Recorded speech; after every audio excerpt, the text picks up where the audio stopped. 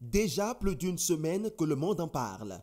Russie et Ukraine, deux pays frères dont l'histoire remonte à l'époque de l'Union des républiques socialistes et soviétiques, sont actuellement en conflit. Défense des intérêts ou protection de souveraineté, petite analyse politique de cette situation. Dans les années 80, à l'avènement de Mikhail Gorbatchev, son initiative était de tout faire pour réduire le budget militaire de l'Union soviétique. Pour ce faire, il a engagé des négociations avec les États-Unis pour limiter les armes dans le monde. En accédant aux requêtes des États-Unis, l'objectif des Russes était que, à la fin des discussions, le monde allait être désormais dirigé avec les États-Unis, plus contre les États-Unis. L'une des initiatives des Américains, mais également de l'OTAN, était que cette organisation n'allait plus s'étendre davantage à l'Est.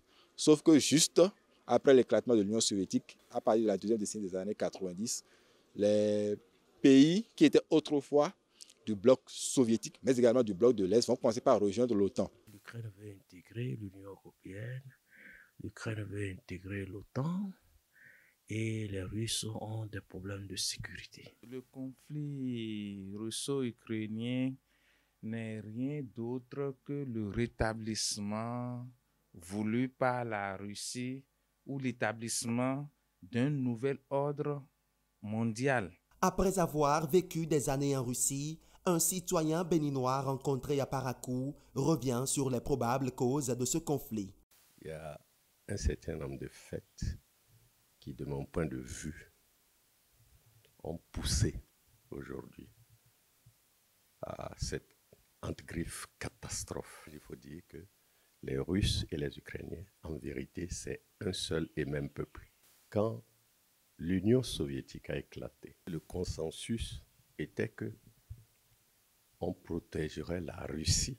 Cette crise, qui a déjà fait de nombreuses victimes, n'est pas sans impact sur les relations politiques internationales. Dans ce sens, l'Afrique n'est pas du reste. Moi, je pense que ce serait tout bénéfique pour l'Afrique parce que, au moins nous, en Afrique, ça nous permettra de rétablir un nouvel ordre mondial dans lequel nous nous retrouvons. Si dans celui-ci, nous n'y gagnons rien. Pour l'Afrique, ce serait bien qu'il y ait deux mondes, que la Russie puisse sortir gagnante de ce conflit-là et créer un monde alternatif au monde occidental, ce qui laisse le choix aux Africains de pouvoir davantage peser dans la balance de la mondialisation. C'est un rapport de force dans lequel la Russie est classée favorite. Selon plusieurs, l'issue de cette crise serait en sa faveur, bien que d'un autre côté, l'Ukraine bénéficie du soutien prononcé des puissances américaines et de certaines d'Europe.